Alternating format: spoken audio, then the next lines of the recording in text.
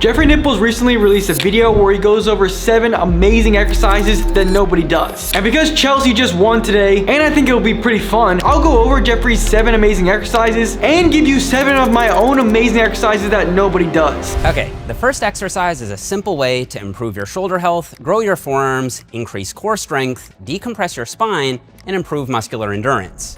It's a dead hang. So exercise number 1, dead hangs. This is a good choice from Jeffrey. Dead hangs are an amazing way to build grip strength, and they're great for your core and shoulder health as well. One of the main reasons why I love this exercise is because people often neglect grip training. You're only as strong as your weakest link, and these weak links in real life are gonna be either your grip or your core strength. I don't care how strong your back and your legs are. If you're not using straps and you're relying on your grip to lift a barbell up for a deadlift, you're gonna be limited by how much you can actually grip, not how strong your back and legs are. So if you're somebody who finds that your grip is a weak point for you, adding in some dead hangs will actually be super beneficial, especially because it trains your grip isometrically, which is often what you need. I often program dead hangs for my clients and my community members if grip strength is a weakness for them. A really simple way to go about this is just to add it in at the end of your workout, and I'll shoot for 20 to 30 seconds if I'm looking to load it up more with a dip belt, or go for 60 seconds if I want to go lighter but stay up there for longer. For both of these, make sure that you progressively overload. Write down how much time you're able to hold the dead hang and how much weight you added if you added weight. For the entire video, when I select my exercise that nobody does, I'll just stick with the same theme that Jeffrey did, and with this one, I'm sticking with the core and grip strength, so I'll go with weighted farmer carries. Weighted carries in general are so important and so beneficial, yet nobody does it. Like, when was the last time you've ever seen someone do farmer carries at the gym? Probably never, especially if you go to a bodybuilder gym. Farmer carries are an amazing way to build core strength, grip strength, even shoulder stability and hip stability. I decided to go with the farmer carry here because it's one of the more simple carries to do, and you can really load it up. And the way that I do the farmer carry is pretty much the same way that I do dead hangs. I do 20 to 30 seconds with lots of weight, or I do 60-second walks with lighter weight. And just like the dead hang, make sure you're progressively overloading here. The farmer carry is an amazing exercise that nobody does. And the reason why people probably don't program it in is because they don't know what they're talking about. That's where ISSA comes in. Believe it or not, I've had experience working a 9-to-5 job before I started doing YouTube. First, I worked a 9-to-5 in a shoe store over the summer, even though I told them I only wanted to work 20 hours per week. And when I was in physical therapy school, I had a clinical where I worked from 8 to 5. And no hate to people working 9-to-5s, but 9-to-5s just weren't for me. I felt like I had no time to do anything. And when I got home, I was so tired that all I wanted to do was sleep. This is where getting a career in fitness comes in. Unlike the typical 9-to-5 job, having a career in fitness gives you the flexibility that I didn't have back then. You get to work on your own schedule, have far more freedom in general, and you get to do something that's far more fun and fulfilling. When I was in school, I really loved fitness and wanted to train people. But everywhere I wanted to work required a certification from a reputable organization. And even with me doing fitness as a full-time job now, a big reason why I was able to do this is because I took time to get a formal education and had other credentials which gave me credibility in the fitness space. This is where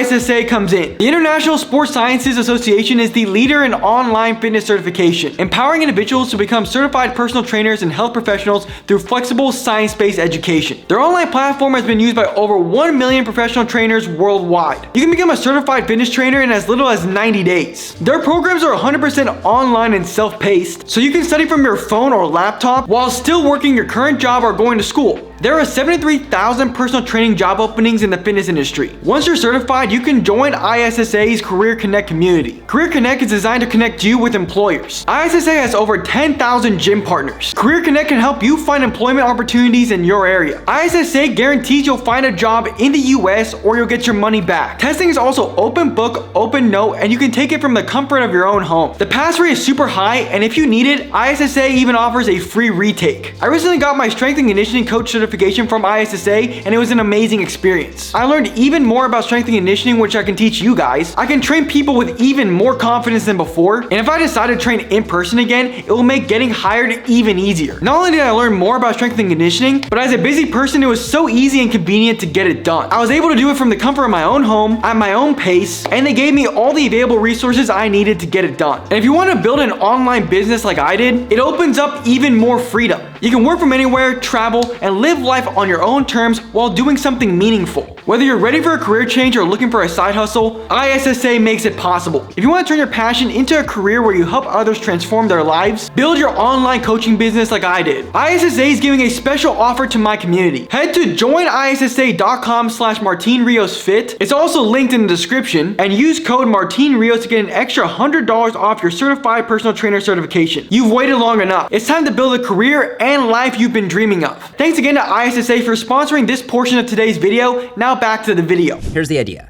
With a regular curl, maybe you can lift 20 pounds on the way up, but you could easily control 40 pounds on the way back down. That's because you're about 40 or 50% stronger on the negative than you are on the positive. So with a standard dumbbell curl, you're always overloading the positive more than the negative. The negative never gets fully challenged. But since the negative is crucial for muscle growth, I think it makes a lot of sense to overload it to its full potential. Here's what you do.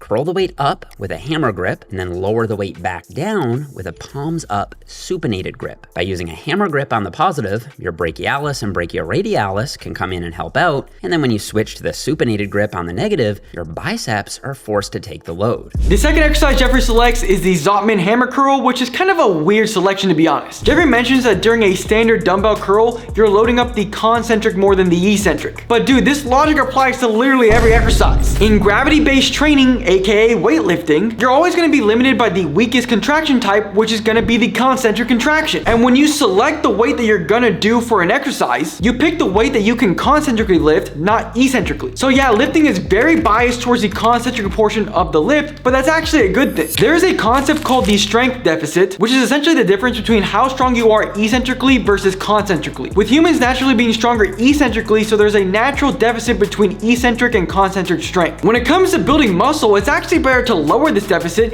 aka close the gap between how strong you are eccentrically and concentrically. So spamming heavy eccentrics isn't the most optimal way to go about building muscle. Eccentric training is also way more fatiguing, which is actually counterproductive to your goal. Don't get me wrong, there's nothing inherently wrong with this exercise, and it can actually be good for adding in some variety to your routine, but it's not as crazy as Jeffrey's making it out to be. Eccentric overload isn't some secret muscle building technique, and as long as you go close to concentric muscular failure, you'll be good. My second amazing exercise that nobody does is a standard hammer curl. For some reason, a bunch of bodybuilders are vaulting the hammer curl when it's a great exercise. In the gym, it's important to add variety to your routine. And one way to add in variety is to not just do pronated grip elbow flexion. I swear everybody only does standard bicep curls in the gym. Why not do reverse curls? And in this case, why not do hammer curls? Hammer curls are a great curling variation to take a little bit of the emphasis off the biceps and put it more on the brachialis and the brachioradialis. Hammer curls are a great way to build bigger arms and bigger forearms, so start adding them into your routine if you aren't already. Incline dumbbell Y raise. Now, I've covered the tension profile of the standard dumbbell lateral raise before, but here's a quick refresher. Because gravity pulls straight down,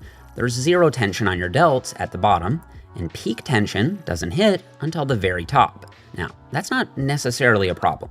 In fact, new research shows that dumbbell laterals can still grow your side delts just fine as long as you train them hard. But I still don't like having such a lopsided tension profile. I find it harder to connect with my side delts when I'm only getting enough tension in such a small aspect of the range of motion. Jeffrey's third exercise is a dumbbell Y raise, which I guess is a pretty good choice. I do want to be clear that there's nothing wrong with there being no tension at the bottom of an exercise. The dumbbell bicep curl has been used for centuries, yet there's no tension at the bottom. And the bench press is the opposite. It has no tension at the top, but it's a staple in many people's routines because they're both really effective. And the same logic applies to the dumbbell lateral raise. The dumbbell lateral raise is a great exercise even though there's no tension at the bottom of the exercise. But that's also not to say it isn't beneficial to switch things up and select an exercise with a different resistance profile. And a dumbbell Y raise can be a good way to go about it. My third amazing exercise that nobody does is a split stance overhead press. Believe it or not, humans are asymmetrical, with the biggest asymmetry from a strength training perspective being that the right diaphragm is stronger and larger than the left diaphragm. This makes the human body biased to the right side. So taking this into consideration, we know that bilateral exercises are biasing the right side of the body to some degree. Bilateral exercises also don't replicate normal human movement. Humans rarely do a movement where both sides of the body are doing the same thing at the same time. Humans are naturally alternating and reciprocating creatures. So keeping both of these things in mind, it's important to add in unilateral upper body exercises. This is where the split stance overhead press comes in. We make sure we do one arm at a time so the right side doesn't take over. We're not moving in a super symmetrical way, and our torso isn't locked in, and we actually have the freedom to rotate a little bit. I'm not saying saying that bilateral overhead presses are a bad exercise, but a split stance overhead press is a great way to add in some movement variety to your routine. First, I should explain why it is that I like them so much.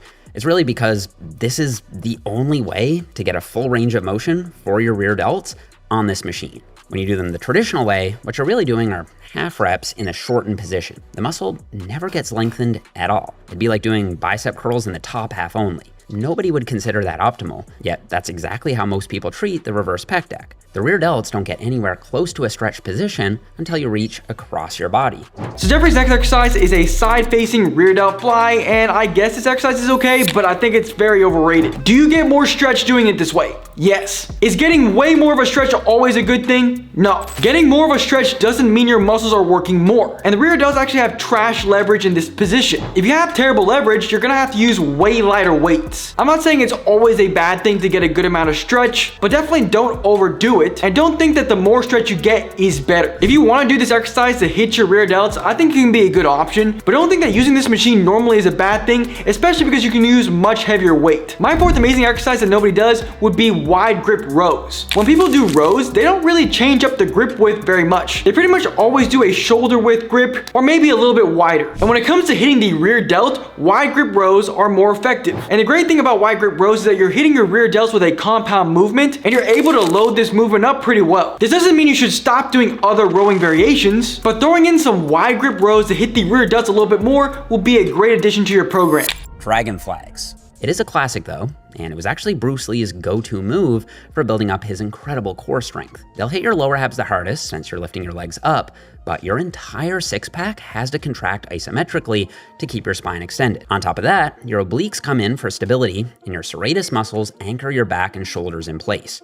You also get some lat activation here, and man, it just lights your entire core up. So Jeffrey's fifth exercise are dragon flags, and I think this is a great choice. This is a great exercise to work on anti-extension stability, and it hits trunk flexion a little bit at the beginning. So when it comes to core stability, there are 4 different kinds. There's anti-extension where you resist trunk flexion, anti-flexion where you resist trunk extension, anti-lateral flexion where you resist trunk lateral flexion, and anti-rotation where you resist trunk rotation. If you're strong in these, you're gonna have amazing core strength, you're gonna be able to produce so much force and power, and people are gonna struggle moving you around. My fifth amazing exercise that nobody does would be the Palloff hold. When people think of core training, they always think of the abs. Why? Probably because they play the biggest role in aesthetics, and they're right directly in the middle of your body. But your six-pack is more of a show muscle, and your obliques are your go muscles. Because the obliques attach to your entire rib cage and pelvis, they play a much larger role in core stability. And even though they play a huge role in core stability, rarely anybody trains them. Like, when have you seen a bodybuilder in the gym train anti-rotation or even just rotation in general? Pretty much never. And when you add the fact that basic compound movements don't train your obliques very well, it makes it even more important that you train your obliques separately. This is where the Palloff hold comes in. So the Palloff hold is an anti-rotation exercise,